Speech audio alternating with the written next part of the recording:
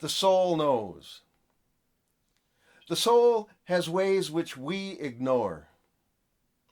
Most of the time, we focus on time itself. We know that the conductor keeps time so that the orchestra plays in time. The punctual patron arrives on time, while the gasping latecomer enters just in time. Over time, we all need to learn that the soul moves in its own time. That's why a good storyteller takes his time to learn a story and tells it time after time until he pays no attention to the times he tells it differently. At times, we realize that after a time, as time flies, a certain time comes and we've run out of time. The soul knows that before time began, there was once upon a time a brother and a sister were beaten every day by their stepmother. They were beaten all the time. Every day that they went to her for love, she kicked them away.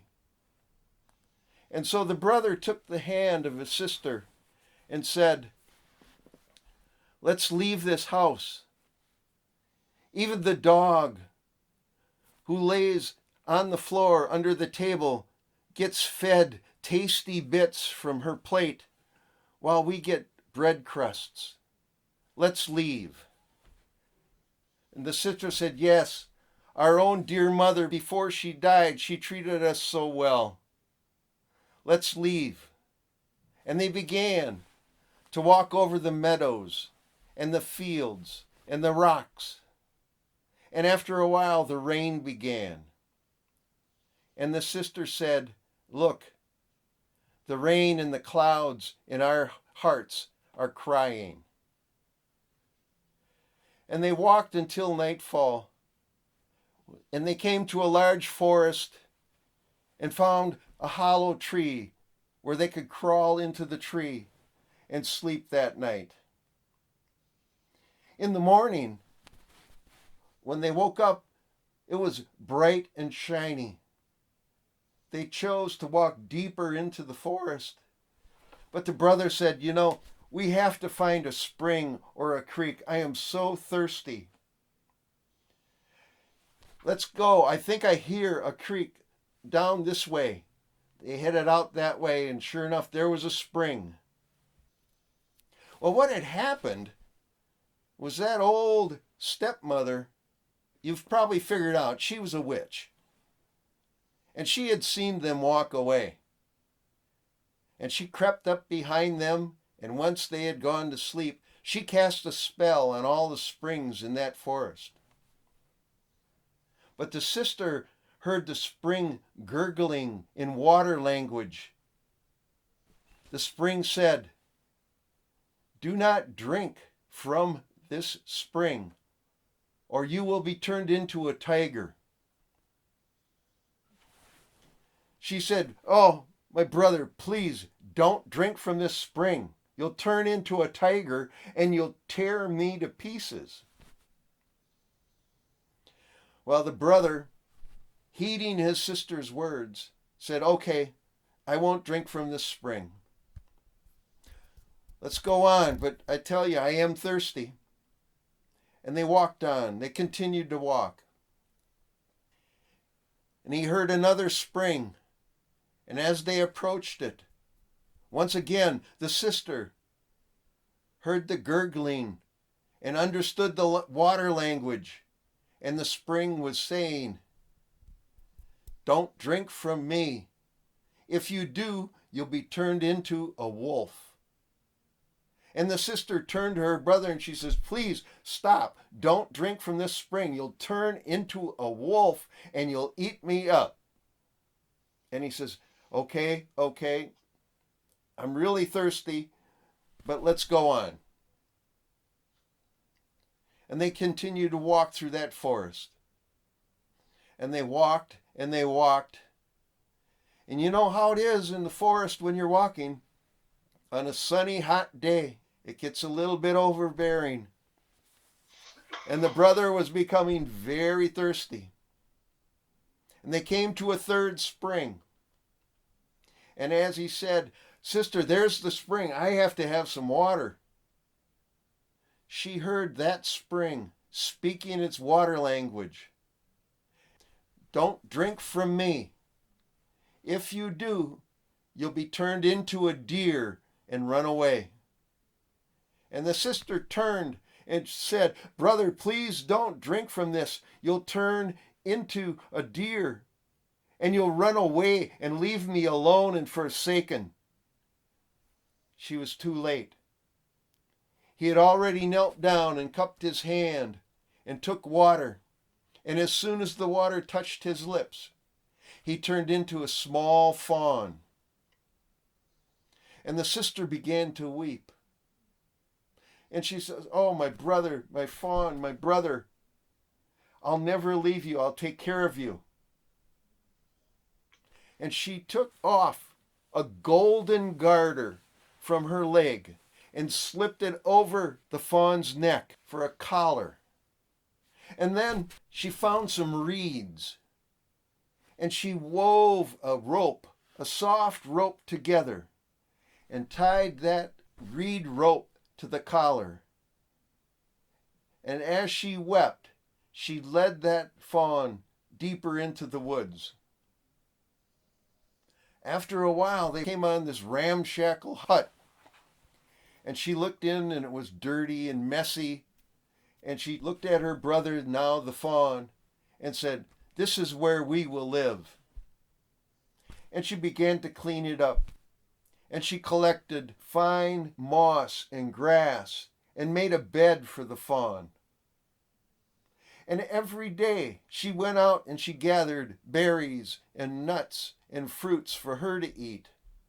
And she gathered the tenderest, sweetest grasses for the fawn. And at night, when they slept, she lay down on the floor and put her head on the fawn's back and used him as a pillow. And had he his human form, it would have been a glorious life. And they lived that way for a long time.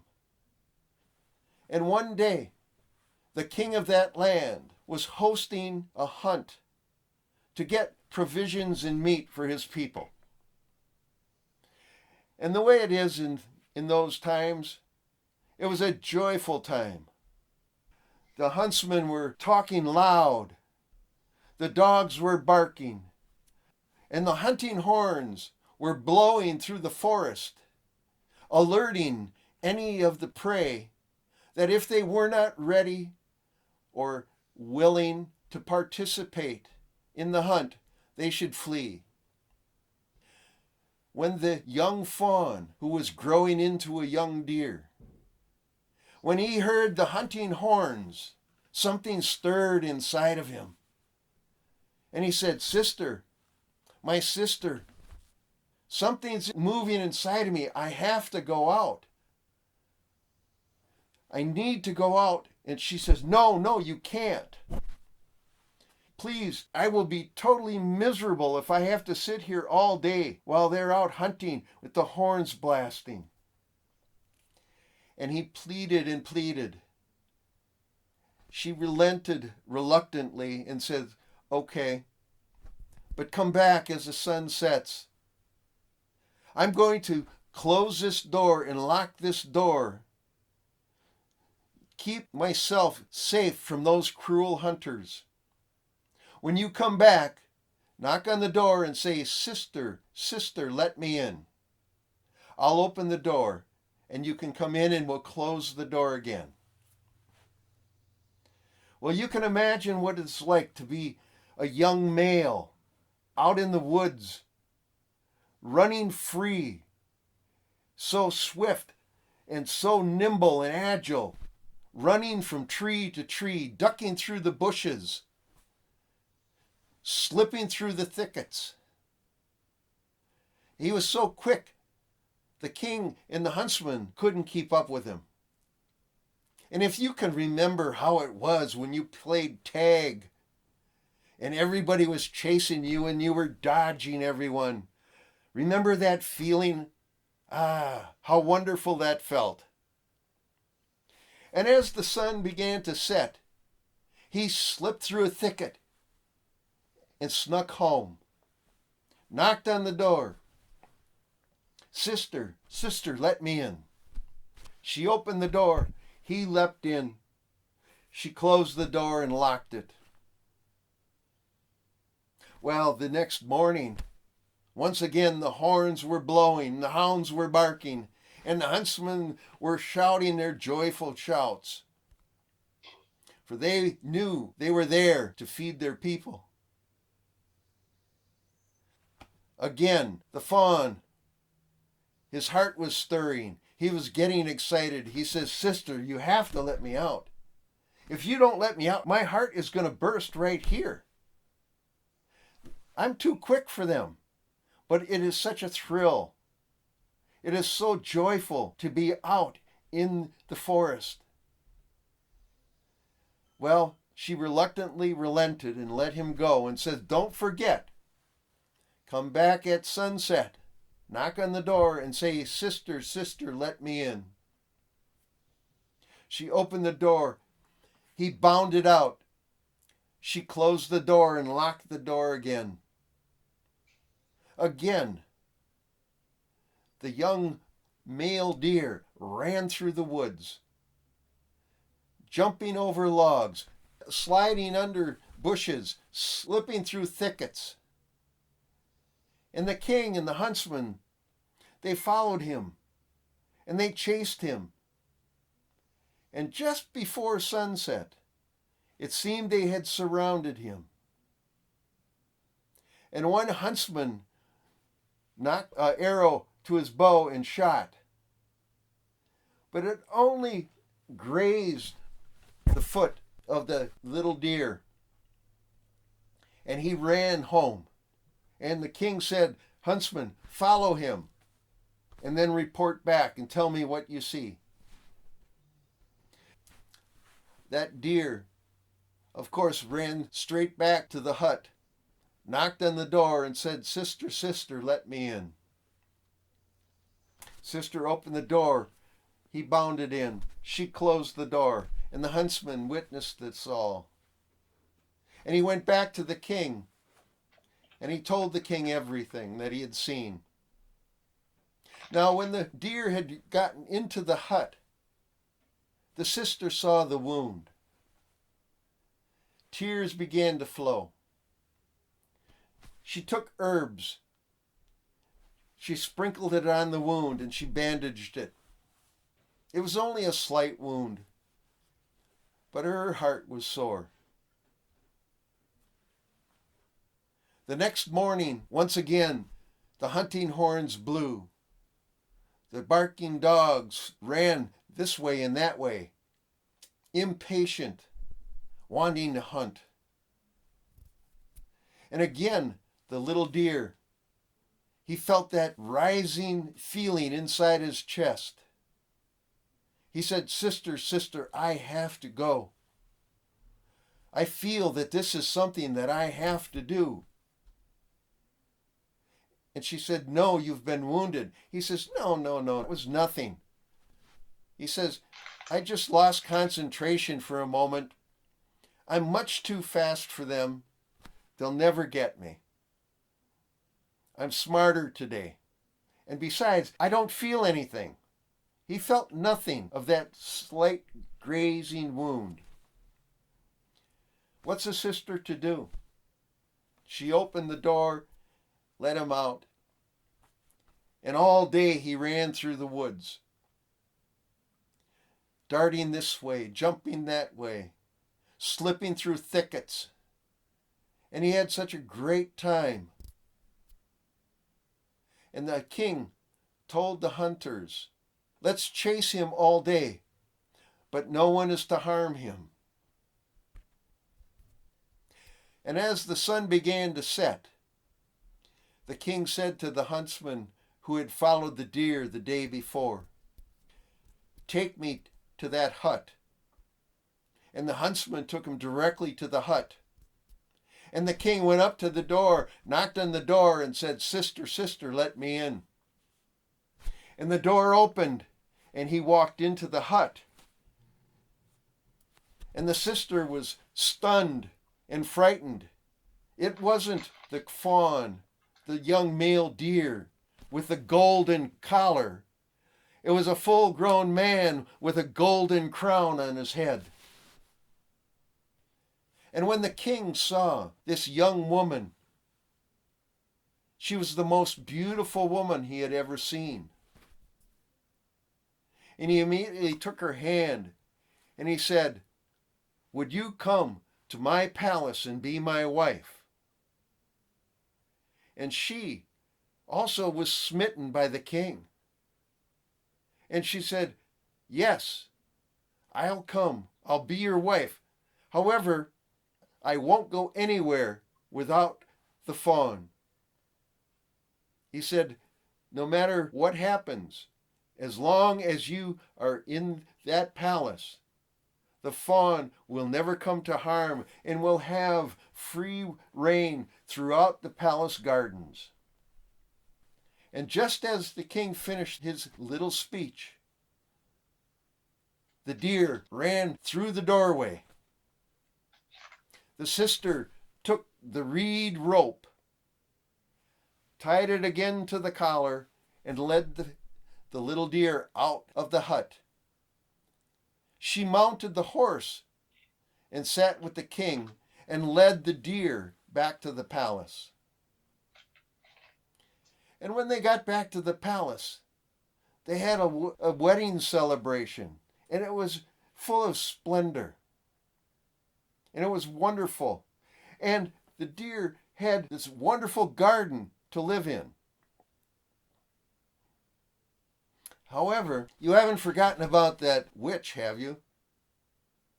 She eventually heard about the sister and the brother.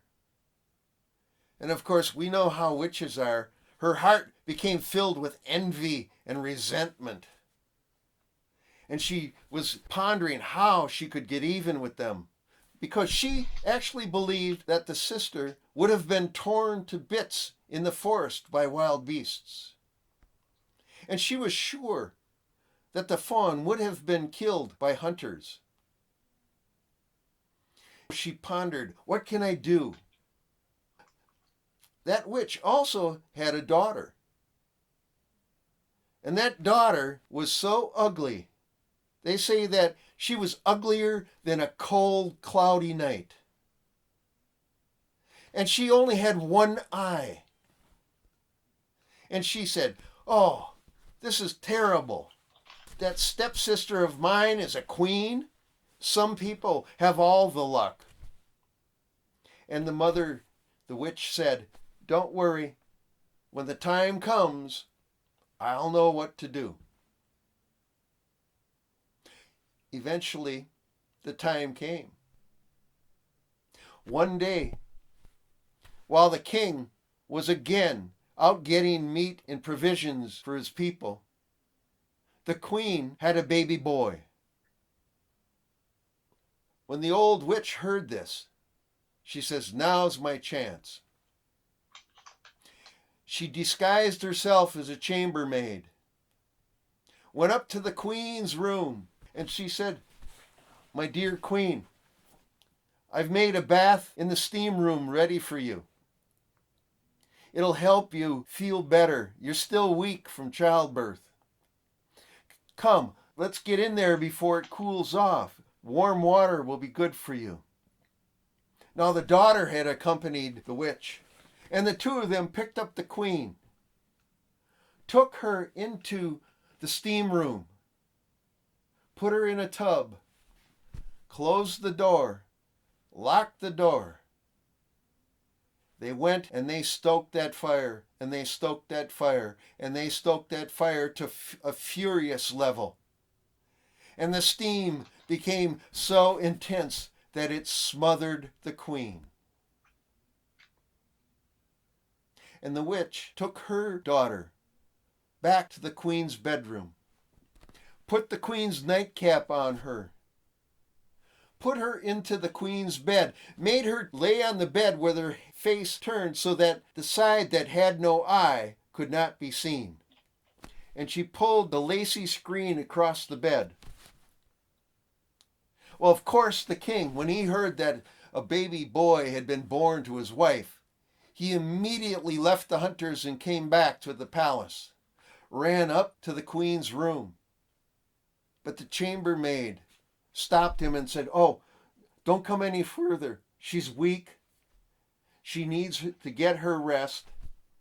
And I'm going to keep that veil closed because her eyes are not ready to see the light." And of course, the king, as a loving father and husband, withdrew. At midnight, when everyone in the palace was asleep, except the night nurse who sat next to the baby's cradle. At midnight, the door opened, and in walked the real queen.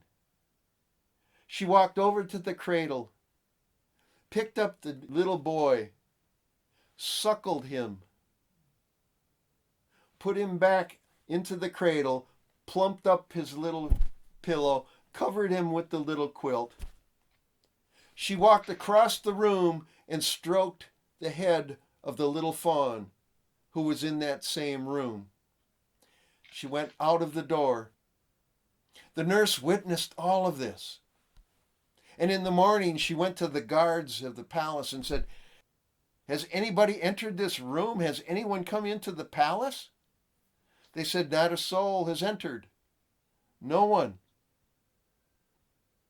Every night, the real queen would come in just after midnight. She would go over. She would pick up the little prince, suckle him, then plump the pillow, put him down and cover him with the little quilt. Then she'd walk over and stroke the head of the deer. This went on for quite a while. One night, just after midnight, the real queen came in, and she spoke to the nurse. She said, "How is my child? How is my fawn? I will come 2 more times, and then never again." And again she suckled the prince, put him back in his cradle, stroked the head of the deer, and left. This time the nurse went to the king and told him everything that had been happening. He says, "I'm going to be in that room tonight." That night he stood in the shadows. Again, just after midnight, the door opened. In walked the true queen. She spoke to the nurse, "How is my child? How is my fawn? I will come 1 more night and then never again." She went, picked up the baby, suckled it, put it back into the cradle, stroked the head of the deer, and left. The king says, "I'll be back tomorrow night." And that night, just after midnight, once again the door opened. The true queen came in. She said to the nurse, "How is my child? How is my fawn? I'm here tonight, but I'll never be back again." The king couldn't hold back his feelings, couldn't hold back, came out of the shadows, put his arms around the true queen, and said, "You must be my true wife." And she said, "Yes, I am." And with that love and grace, she was restored to life. She told the whole story about what had happened, how the chambermaid and the daughter had locked her into the steam room.